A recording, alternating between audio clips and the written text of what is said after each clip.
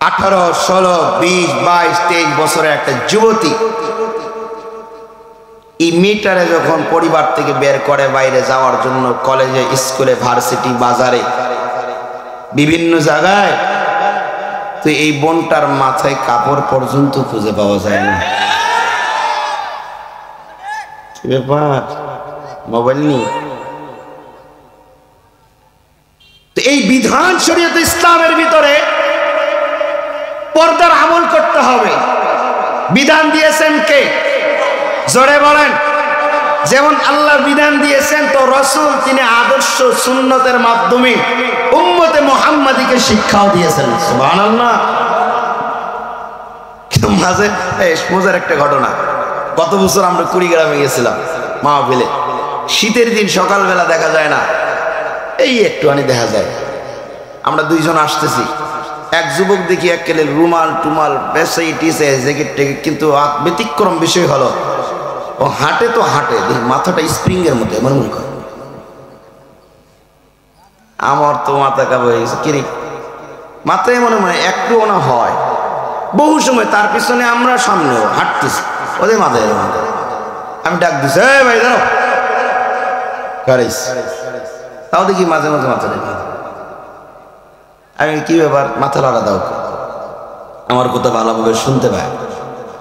আমার সাথে যে ছিল, ভাই একটু টুপিটা ধরে টান দেয়। টুপি টান দিছি, ভিতরে দিয়া হেডফোন লাগাই দেখি সেই লাগাই দিছে, ফাইটতে যায় বুকটা মরে ফাইটতে যায়। কথা বলেন না কেন? আছে না নাই? আল্লাহ রে কোন দুনিয়ায় পাঠাইলা আমারে, আল্লাহ রে কোন দুনিয়ায় পাঠাইলা আমারে। বর্তমানের পলা মাইয়ার সমান সমান মাপ, লম্বা চুল কাটিয়া মেড়া মাথায় লাগায় ক্যাপ। আল্লাহ রে কোন দুনিয়ায় পাঠাইলা আমারে, আল্লাহ রে কোন দুনিয়ায় পাঠাইলা আমারে। শার্ট পড়িয়া রাস্তা হাইটা যায়, জিন্সের প্যান্ট শার্ট পরিয়া রোটে হাইটা যায়, মাঝে মাঝে কারো সুরে বুকটা ফাইটা যায়।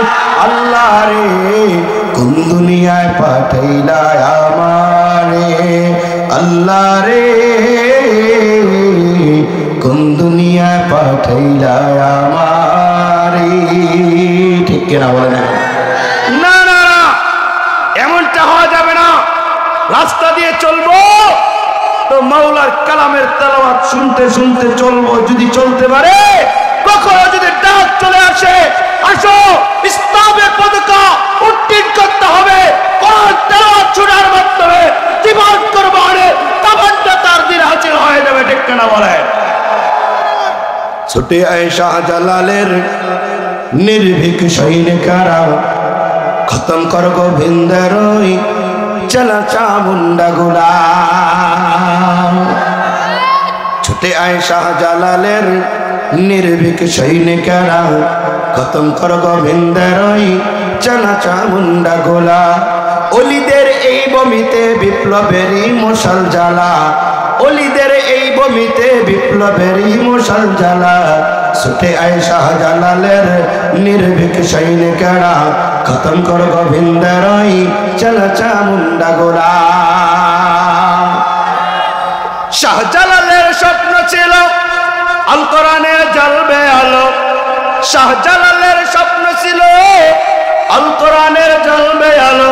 এই আলো নিভিয়ে দিতে, এই আলো নিভিয়ে দিতে ষড়যন্ত্র করে যারা, তাদের বিরুদ্ধে যেতে হবে বীর মুজাহিদরা যা।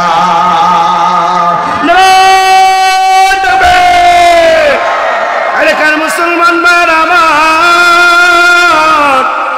আজ যুবক ভাইরা, শুধু জবানে জবানে মুসলমান বলে দাবি করলে হবে না। কোকা সাউন্ডটা নামা উঠে করবে। মুখে মুখে মুসলমান দাবি করলে চলবে না, বরঞ্চ কাজে কর্মে লাগাইয়া মুসলমান দাবি করাটাই হলো মুমিন ইমানের পরিচয়।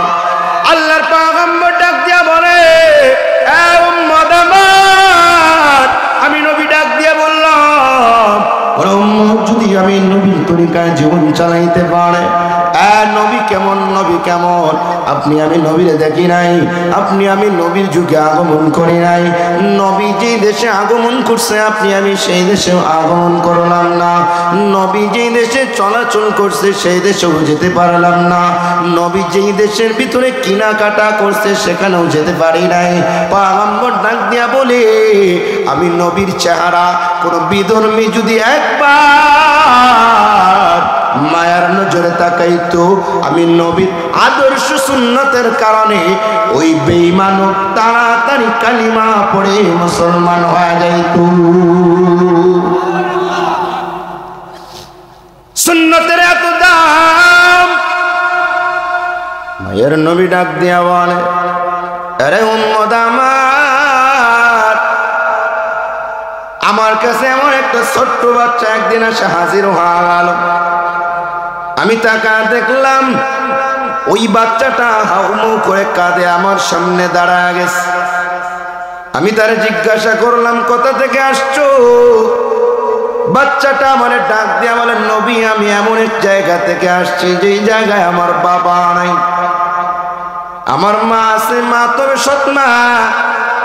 আমি বাচ্চা আমার চাচার ঘরে লালিত পালিত হয়। নবী বলে, বাচ্চা বলো তোমার নামটা একটু বলবানি? সাহাবী ডাক দিয়ে বলে, ও পয়গম্বর আমার নাম হলো আব্দুল উজ্জা। কেমন করে আমার সামনে দাঁড়াইছো?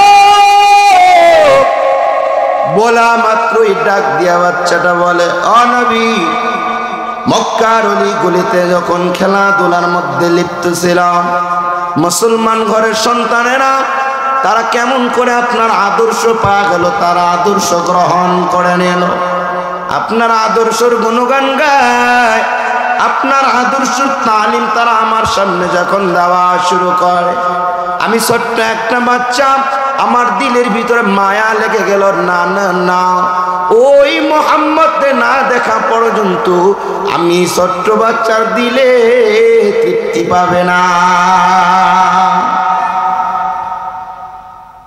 আপনার আমার সন্তানরে তো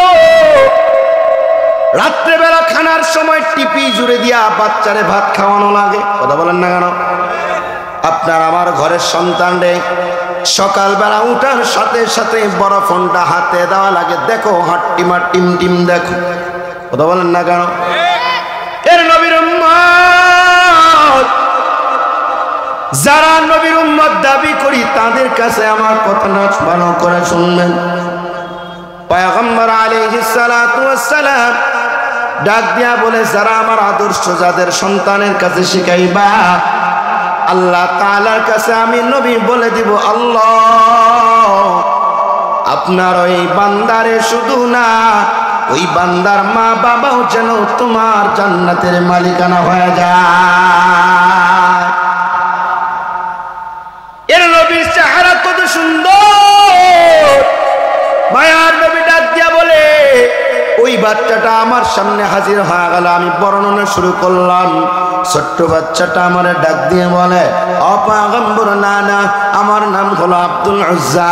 আপনি জানেন না আমি কেমন একজন মানুষ, আমার বাবা নাই, আমার মা আছে, তাও সৎমা চাচার ঘরে লালিত পালিত হয়।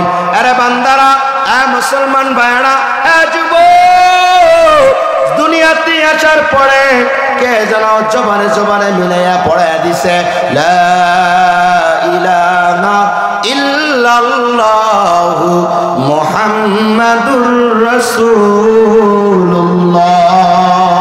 আল্লাহু আকবার। কিন্তু সাহাবীরা ডাক দিয়া বলে, নবী আমিও আপনার কাছে পড়তে চাই। ছোট্ট একটা বাচ্চা, বেশি বয়স হয় নাই, যুবকের কথায় কেবল যায় যায় যায় যায় ভাব। এই বাচ্চাটা নবীর কাছে গেছে, হাত বাড়ায় ডাক দিছে, নবী আপনার চেহারাটা দেখে অনেক সুন্দর লাগে গো পয়গম্বর। বলা মাত্র মায়ার নবী সাহাবীটারে হাতে তোলে কোলের ভিতরে উঠে আনিছে। ছোট্ট সাহাবী নবীর দিকে তাকাইয়া দুই গালের ভিতরে হাত বোলা দেয়, দাড়ির ভিতরে হাত লাগায়, ভুরুর ভিতরে হাত লাগায়, চোখের ভিতরে হাত লাগায়, নাকের মধ্যে হাত দেয়, আর ডাক দিয়া বলে, আপনার চেহারা দেখি অনেক সুন্দর, আপনার দাড়ি দেখি অনেক সুন্দর, আপনার ভুরু দেখি অনেক সুন্দর, আপনার চোখ দেখি অনেক সুন্দর। ও নবী,